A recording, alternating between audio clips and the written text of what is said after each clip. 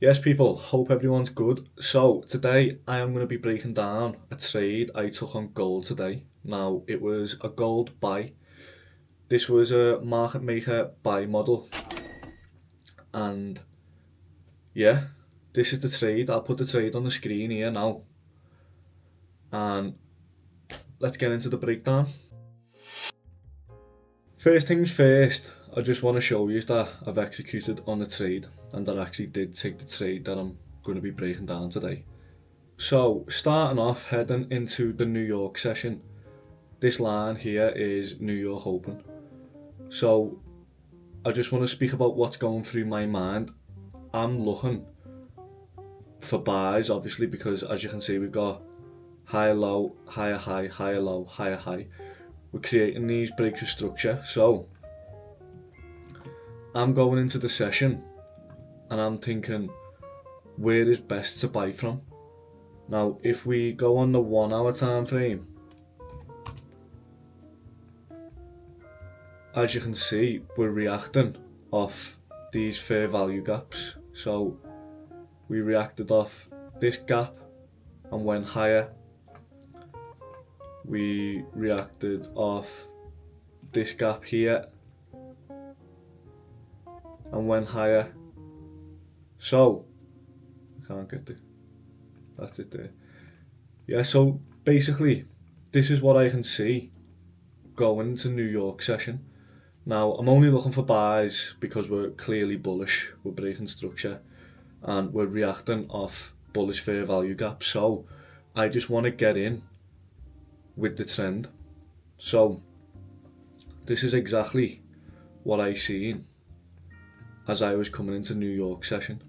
So, I marked out the H1 fair value gap. H1 fair value gap. Now, when I do this, when I mark out a point of interest, I just wait and see what price does when we enter the point of interest, whether it's an order block, a fair value gap, anything. So that's basically the framework of this model. So you mark out your higher time frame point of interest, whether that's a gap or a order block, and you go onto the lower time frame and see how price reacts and see if it gives you a candle, a good candle entry. Now, let's go to the 5 minute and just play price. So here's our gap, and yeah, let's just play price. So at 12:30, this in the next couple of candles we've got news. So I always wait until after news to take a trade, because a lot of the time news is the manipulation. So, and especially on gold as well, you don't really want to be trading gold news if you're trading on lower time frames, because the spreads and the volatility is just too much. So that's another little tip, always wait until after news. But anyway, let's play price. So, do you see what I mean about news being a manipulation? We've swept these lows, but we haven't tapped into the fair value gap. So just bear that in mind. But now, as you can see here, we have just tapped the fair value gap, and look at the reaction straight away. Now, you can get in on this candle.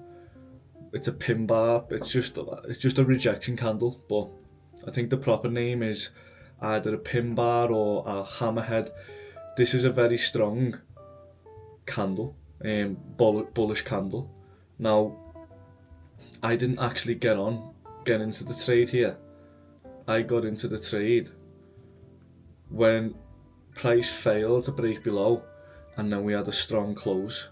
Because the reason I got in here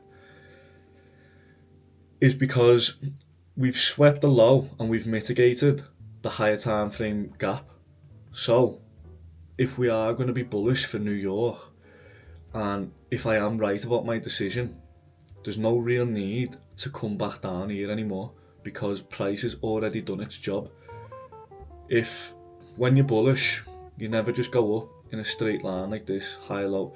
You always sweep a low, come up, and then you break the high here. So this is basically what's happened.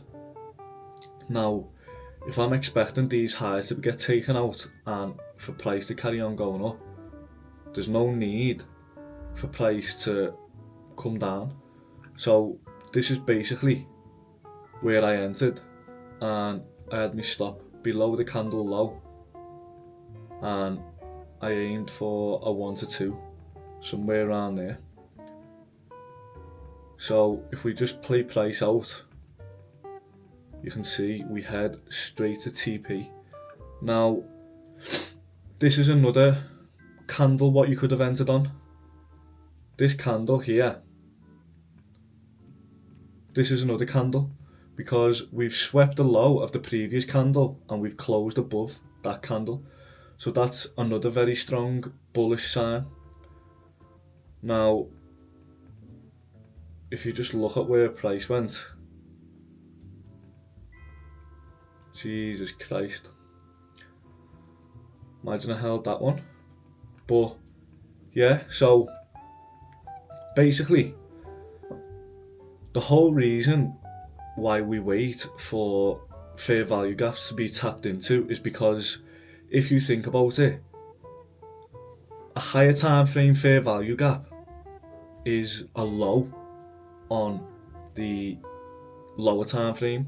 So as you can see here, this is a sweep of liquidity.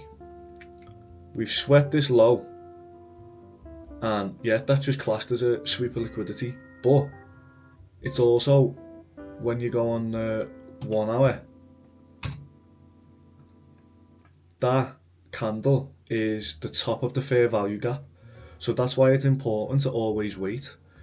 It literally happens time and time again. As you can see here, bullish fair value gap, react off it.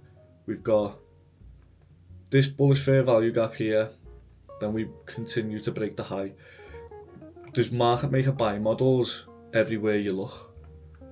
And we're always sweeping lows before we go higher. So that is why it's important to wait for either lows to be swept or for fair value gaps to get tapped into before you start trading, before you enter the trade, sorry. And yeah, even if you was waiting on the 15-minute time frame, you know, you could have got in a bit later but still caught a 1 to 2. It's just the framework what you need to get right. And as I said earlier, at the start of New York, I marked out my point of interest, and I knew whether I wanted to buy or whether I wanted to sell. In this case, it was a buy, and I knew where I was buying from. So yeah, that's basically the trade. And these happen every single day. These are happening constantly. Backtest it yourself. As soon as I started learning this, it just made trading so much easier, because you're picking whether you're buying or selling before the session started.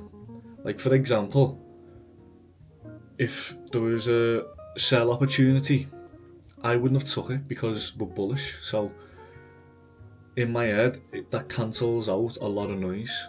This is why this model is so good. But yeah, that's basically just a summary of the trade. We're bullish, we've tapped into a higher time frame point of interest, and we've had a clear rejection on the lower time frames. So yeah, that's basically all you need to get into these trades. Be patient. If it doesn't tap, like I could have easily got into this trade here. To be honest, I was very close to, because we swept a low, and like, this is a lovely candle closure, but with that gap being there, I didn't feel 100% confident, so I didn't get into the trade. And when you backtest this stuff, you know a lot of the time that gap will be getting tapped into, so that's why it's important to backtest your strategy. But yeah, that's basically a summary of the trade. So that is the end of the breakdown today. That was a lovely trade. It was an A+ setup. You've just got to be patient and wait for them setups, and your trading will just improve tenfold. Now, if you enjoy watching these types of videos, please leave a like and subscribe. And every time I take these trades, I'll upload the trade breakdowns, because these happen all the time. So yeah, if you did get to the end, thanks a lot for watching, and I'll see you on the next one. Peace.